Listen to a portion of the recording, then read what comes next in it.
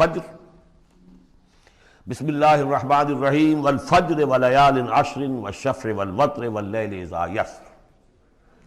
یہ قسمیں جو ہیں پہلے جیسے کہ عرض کیا مشکلات القرآن میں سے ہیں، اور اس طرح کے دورے میں اس میں بحث نہیں ہو سکتی، لیکن یہ کہ فجر عام خیال یہ کہ اس سے مراد ہے 10 ذی حج کی جو فجر ہوتی ہے، جس کے بعد کہ نحر ہوتا ہے، قربانی ہوتی ہے، وہ گویا کہ کلائمیکس ہے پھر حج کے افعال کا۔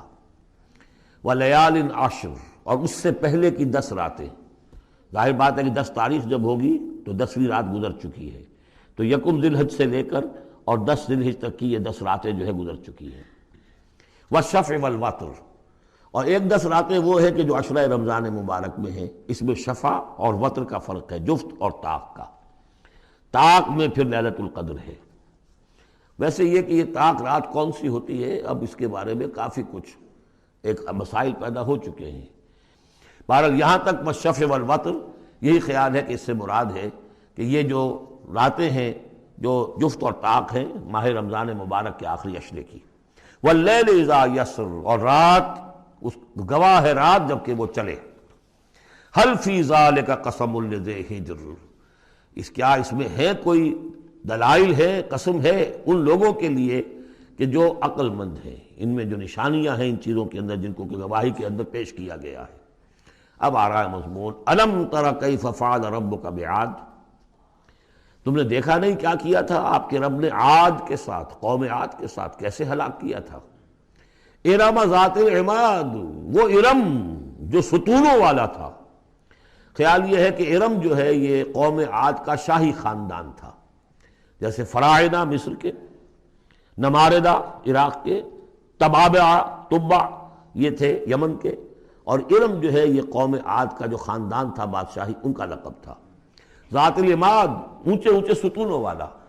اور اب جو اس شہر کی شداد، جو ان میں ایک بہت بڑا بادشاہ گزرا ہے، اس کے آثار، اس کے کھنڈر موجود دیکھ لیے گئے ہیں کہ اس صحرا کے نیچے دبے ہوئے ہیں، اور 30 اس کے اوپر بڑے بڑے مینار بنے ہوئے ہیں اس شہر کی فصیل کے اوپر۔ تو ذات العماد جو بڑے ستونوں والا تھا، التی لم یخلق مثلھا فی البلاد، جیسے کہ اس سے پہلے کبھی دنیا میں نہیں بنائے گئے تھے۔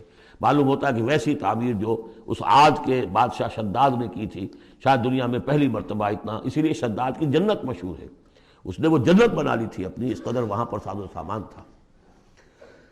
وَثَمُودَ الَّذِينَ جَابُوا الصَّخْرَ بِالْوَادِ، اور تم نے دیکھا کہ اس سمود کے ساتھ کیا کیا تمہارے رب نے، جنہوں نے چٹانوں کو، وادی میں چٹانوں کو تراش تراش کر محل بنا لیے، وہ تو اب بھی موجود ہیں، بڑے بڑے ہال، پھر بغلی کمرے، بڑے عمدہ ان کے جو مکان بنے ہوئے۔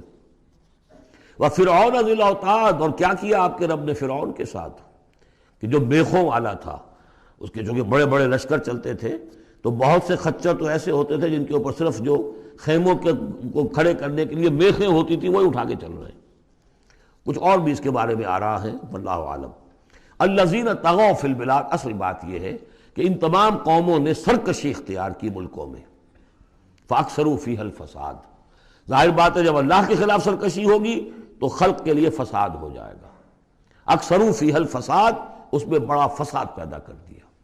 آج جو فساد ہے ہیوز اور ہیو ناٹس کا، نارتھ ورسز ساؤتھ، ایک فساد ہے دنیا میں، ہے چل رہا ہے، جس طریقے سے کہ پیسہ کھینچ رہی ہیں یہ قومیں، G7 اور G9، یہ اگرچہ ان کے لیے بھی پرابلمز پیدا ہو رہے ہیں، اور بھی دور فلک ہیں ابھی آنے والے، ناز اتنا نہ کرے ہم کو ستانے والے، ان کی بھی اپنی جو ہے اندر سے رگیں کٹ رہی ہیں، لیکن بہرحال ایک زمانے میں انہوں نے فساد مچایا۔ ظہر الفساد فی البر والبحر بما کسبت ایدی الناس فصب علیہم ربک صوت عذاب، تو پھینکا اور دے مارا ان کے اوپر ان کے رب نے عذاب کا کوڑا۔ عذاب کا کوڑا تھا جس سے آل فرعون بھی ختم ہوئے، اور وہ عاد بھی تباہ و برباد کر دیے گئے، قوم سمود نسیم منسیہ کر دیے گئے۔ ان ربک لبالمرصاد، جان لو کہ تمہارا رب طاق میں بیٹھا ہوا ہے، گھات میں ہے، جو کوئی ایسی سرکشی کرے گا اس کا پھر یہی حشر کرے گا۔ یہ اب جو مضمون آ رہا ہے قرآن مجید میں بہت ہی اہم مضمون ہے۔ فَأَمَّا الْإِنسَانُ إِذَا مَا ابْتَلَاهُ رَبُّهُ فَأَكْرَمَهُ وَنَعَّمَهُ فَيَقُولُ رَبِّي أَكْرَمَنِ، انسان کا معاملہ یہ ہے کہ جب اس کا رب اسے آزماتا ہے، اسے عزت دیتا ہے، نعمتیں دیتا ہے، تو وہ کہتا ہے میرے رب نے مجھے عزت دی۔ وَأَمَّا إِذَا مَبْتَلَاهُ فَقَدَرَ عَلَيْهِ رِزْقَهُ، جب اسے آزماتا ہے اور اس کا رزق جو ہے اس پر تنگ کر دیتا ہے، راشننگ کر دیتا ہے، تھوڑا تھوڑا دیتا ہے، فَيَقُولُ رَبِّي أَهَانَنِ، تو وہ کہتا ہے میرے رب نے مجھے ذلیل کر دیا۔ کلا، ایسا نہیں ہے۔ آپ کو کیا خرابی نظر آئی اس میں؟ کوئی شرک نہیں ہے۔ اس نے یہ تو نہیں کہا کہ مجھے نعمتیں دی ہیں تو کوئی لکشمی بائی کی کرپا ہو گئی ہے، یہ تو نہیں کہا۔ اللہ نے، میرے رب نے مجھے عزت دے دی، اور اگر کہیں تنگی آ گئی ہے تو یہ میرے رب نے مجھے ذلیل کر دیا۔ توحید تو مکمل ہے نا یہاں، کہ کسی اور دیوی دیوتا کسی اور الہہ کا تذکرہ نہیں ہے، رب ہی نے مجھے عزت دی، رب ہی نے مجھے ذلیل کیا۔ تو عز من تشاء و تذل من تشاء، اے اللہ تو ہی ہے جس کو چاہتا عزت دیتا ہے، جس کو چاہتا ذلیل کر دیتا ہے۔ تو کیا خرابی کیا ہے اس میں؟ اس میں خرابی یہ ہے کہ اس دنیا میں جو کچھ تمہیں ملتا ہے تم اسے عزت مت سمجھو، یہ امتحان ہے، اور اگر کبھی تنگی آتی ہے اسے ذلت نہ سمجھو، یہ بھی امتحان ہے۔ یہ برابر ہے، یہ تم نے اسے عزت سمجھا دھوکہ کھا گئے، اس کو ذلت سمجھا دھوکہ کھا گئے۔ چاہے توحید انٹیکٹ ہے آپ کی، لیکن توحید جو ہے وہ تو یوں سمجھیے کہ جڑ بنیاد ہے نا ہدایت کی، اس سے اوپر بھی تو منزلیں ہیں ہدایت کی کہ نہیں؟ یہ امتحان ہے۔ ایک لفظ جو کامن ہے، اذا مبتلاہ ربہ فاکرمہ، جب اسے ابتلا میں ڈالا اور ابتلا میں عزت دی۔ دیکھیں اب کرتا کیا ہے، صبر کر، یہ شکر کرتا ہے، اپنی جو بھی ہم نے اس کو نعمتیں دی ہیں وہ حقداروں کو ان کے حق ادا کرتا ہے کہ نہیں کرتا ہے۔ یہ عزت نہیں ہے، عزت تو تب ہوگی جب تم اس امتحان میں پورے اترو گے۔ ذالک یوم التغابن، وہ تو قیامت میں پتہ چلے گا کہ کس کے لیے عزت تھی کس کے لیے نہیں۔ کسی کو تنگی دی ہے تو یہ ذلت نہیں ہے، دیکھنا ہے صبر کرتا ہے کہ نہیں کرتا۔ کہیں یہ بالکل مستر ہو کر اور اپنی عزت نفس جو ہے ہتھیلی پر رکھ کر لوگوں کے سامنے مانگنے کے لیے تو نہیں نکل جاتا، پتہ چل گیا نا۔ تو یہ امتحان ہے۔ تو پہلا درجہ سمجھیے کہ چاہے فراوانی ہو، عیش ہو، آرام ہو، دولت ہو، یہ بھی امتحان، تکلیف ہے، رنج ہے، محنت ہے، مشقت ہے، اسرت ہے، تو یہ بھی امتحان، دونوں برابر ہو گئے۔ اب بھی ہدایت اس سے اوپر بھی ہے ایک۔ ہمارے دل میں یہ چور رہے گا پہلا امتحان آسان ہے دوسرا مشکل ہے، نہیں، حقیقت اس کے برعکس ہے۔ پہلا مشکل ہے، یہ دولت میں رہ کر بھول جانے کا آپ کے اندر زیادہ امکان ہے۔ میں نے حدیث آپ کو سنائی تھی، ما قل و کفا خیر مما کثر و الہا، اگر زیادتی ہوگی دولت ہوگی تم اللہ کو بھول جاؤ گے تو زیادہ سخت نقصان یہ ہے، زیادہ بڑا امتحان یہ ہے۔ اور اگر ناپ تول کر مل رہا ہے تو ہر وقت اللہ یاد رہے گا، یہ ہلکا ہے، اگر حقیقت وہ بھاری ہے۔ اور اسی میں وہ واقعہ نوٹ کر لیجئے امام احمد ابن حنبل رحمۃ اللہ علیہ کا، کہ جب وہ مار پڑ رہی تھی کہ جس کے بارے میں الفاظ ہیں کہ ہاتھی کو بھی وہ مار پڑتی تو بل بلا اٹھتا، اس وقت آنکھوں میں آنسو نہیں آئے۔ کب آئے؟ جب بادشاہ وقت، خلیفہ وقت کا ایلچی آیا ہے اشرفیوں کے توڑے لے کر کہ یہ بادشاہ نے آپ کے لیے نذرانہ بھیجا ہے، تب رو پڑے، اے اللہ میں اس امتحان کے قابل نہیں ہوں۔ یہ امتحان سختر ہے۔ تو یہ ہے درجہ بدرجہ، لَتَرْكَبُنَّ طَبَقًا عَنْ طَبَقٍ، تو ہدایت کے بھی یہ درجے ہیں۔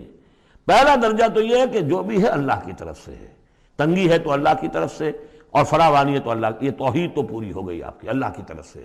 لیکن اس میں اب آگے درجے ہیں کہ یہ امتحان ہے، یہ بھی امتحان وہ بھی امتحان، اس اعتبار سے دونوں بھی امتحان ہیں، یہ دونوں برابر ہیں۔ اس سے بھی اوپر یہ ہے، وہ امتحان مشکل ہے فراوانی والا، اور یہ امتحان جو ہے یہ آسان ہے۔ فَأَمَّا الْإِنسَانُ إِذَا مَا ابْتَلَاهُ رَبُّهُ فَأَكْرَمَهُ وَنَعَّمَهُ فَيَقُولُ رَبِّي أَكْرَمَنِ وَأَمَّا إِذَا مَا ابْتَلَاهُ فَقَدَرَ عَلَيْهِ رِزْقَهُ فَيَقُولُ رَبِّي أَهَانَنِ كَلَّا۔ لیکن چونکہ تمہاری ذہنیت یہ ہے، لہذا تمہارا طرز عمل کیا ہے؟ بَلَا تُكْرِمُونَ الْيَتِيمَ، تم یتیم کی عزت نہیں کرتے۔ وَلَا تَحَاضُّونَ عَلَىٰ طَعَامِ الْمِسْكِينِ، تم مسکینوں کو، غریبوں کو کھانا کھلانے پر ایک دوسرے کو اکساتے بھی نہیں ہو، خود تو کیا کھلاؤ گے؟ اس لیے کسی اور سے اگر کہہ دیں گے تو وہ پلٹ کر کہہ دے گا تم کیوں نہیں کھلا دیتے، لہذا بہتر یہ ہے کہ خاموش رہو۔ وَلَا تَحَاضُّونَ عَلَىٰ طَعَامِ الْمِسْكِينِ وَتَأْكُلُونَ التُّرَاثَ أَكْلًا لَمًّا، اور تم چاہتے ہو کہ ساری وراثت اور میراث سمیٹ کر تم ہی ہڑپ کر جاؤ۔ اور وہ رواج وہاں پر یہ تھا، ہندوؤں میں تو اب تک بھی شاید ہے، کہ وہ بڑا بیٹا جو ہے بس وہی وارث ہے، باقی کسی کا کوئی حق ہوتا ہی نہیں۔ یہ تو قرآن نے دیا ہے تفصیلی قانون وراثت۔ باقی یہ ہے کہ جس شخص کا ہاتھ پڑ گیا، اور جس میں جو بڑا کوئی طاقتور ہے وہ چھوٹے بہن بھائیوں کو کیا دیتا تھا؟ کچھ بھی نہیں۔ تم چاہتے ہو کہ ساری میراث تم جمع کر کے ہڑپ کر لو۔ وَتُحِبُّونَ الْمَالَ حُبًّا جَمًّا، اور مال سے تو تم محبت کرتے ہو ٹوٹ کر، وہ تو گویا کہ کوٹ کوٹ کر بھری ہوئی ہے تمہارے دل میں۔ کلا، یہ دو صورتیں اس اعتبار سے ان کو ذہن میں رکھیے کہ خاص عرب کا جو ایک معاشرہ تھا، اس کا ایک کلچر تھا، اس کی ایک ثقافت تھی، اس کی تصویر ہے جو ان دونوں صورتوں میں آ رہی ہے۔ ایک ان کا اپنا ثقافت کا، ان کا ماحول، غریبوں کو کھانا کھلانا، یہ ان کے ہاں سمجھا جاتا تھا اچھا کام ہے، لیکن یہ کہ جو لوگ دولت کی محبت میں مبتلا ہو گئے وہ کیسے کریں گے اس کو؟ اور جو بھی وہاں پر ہو رہا تھا، زوردار جو بھی ہے طاقت والا، سب کو سمیٹ لیتا تھا۔ کلا اذا دکت الارض دکا دکا، اس آیت کے ترجمے دو بھائیوں نے علیحدہ کیے ہیں۔ دو بھائی کون؟ امام الہند شاہ ولی اللہ دہلوی کے فرزندان گرامی رحمت اللہ علیہ و رحمت اللہ علیہما، باپ پر بھی رحمت ہو اللہ کی اور دونوں بیٹوں پر بھی۔ یہ موضع القرآن میں شاہ عبد القادر صاحب نے ترجمہ کیا ہے، جبکہ زمین کو کوٹ کوٹ کر پست کر دیا جائے گا، ہموار کر دیا جائے گا، اذا دکت الارض دکا دکا۔ اور جو ان کے بھائی ہیں شاہ رفیع الدین رحمہ اللہ، وہ کہتے ہیں کہ جبکہ زمین کو ریزہ ریزہ کر دیا جائے گا۔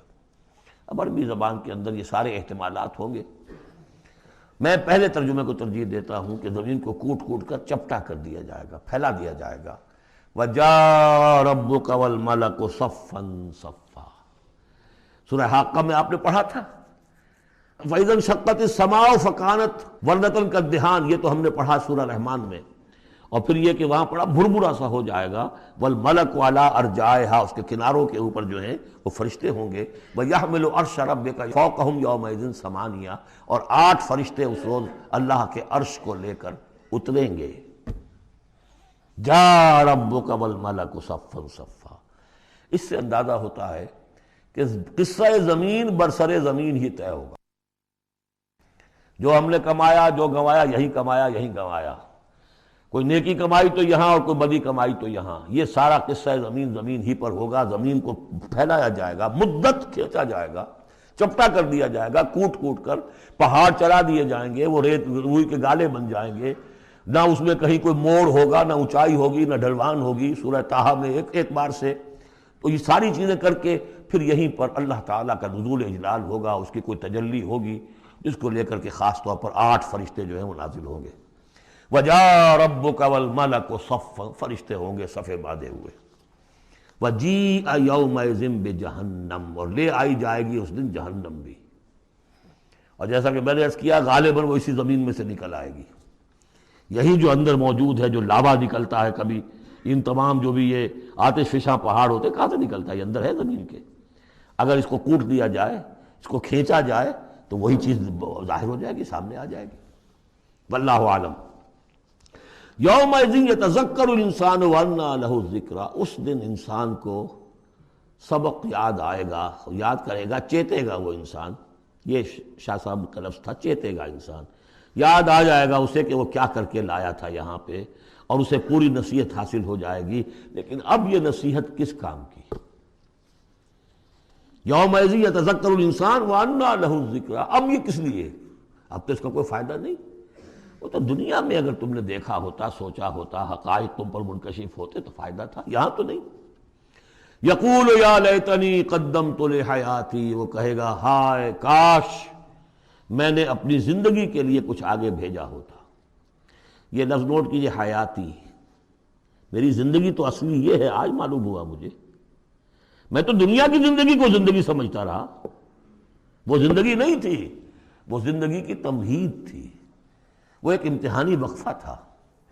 چھانٹی کرنے کے لیے اللہ تعالیٰ نے تمہاری بڑی طویل زندگی میں، وہ زندگی برطرز اندیشہ سود و زیاں ہے زندگی، ہے کبھی جاں اور کبھی تسلیم جاں ہے زندگی، تو اسے پیمانہ امروز و فردا سے نہ ناپ، جاویداں پہ ہم دواں ہر دم جواں ہے زندگی۔ اس زندگی کا تھوڑا سا حصہ کاٹ لیا موت کا وقفہ ڈال کر، یہ ہے آپ کا ٹیسٹنگ پیریڈ۔ خلق الموت والحیات لیبلوکم ایکم احسن عملا، تو امتحان پاس کرتے ہو اچھے مستقبل کے لیے۔ اس امتحان کو پاس کرنا تھا اس آخرت کے لیے۔ اب وہ کہے گا یقول یا لیتنی قدمت لحیاتی، کاش کہ میں نے اپنی زندگی کے لیے کچھ آگے بھیجا ہوتا۔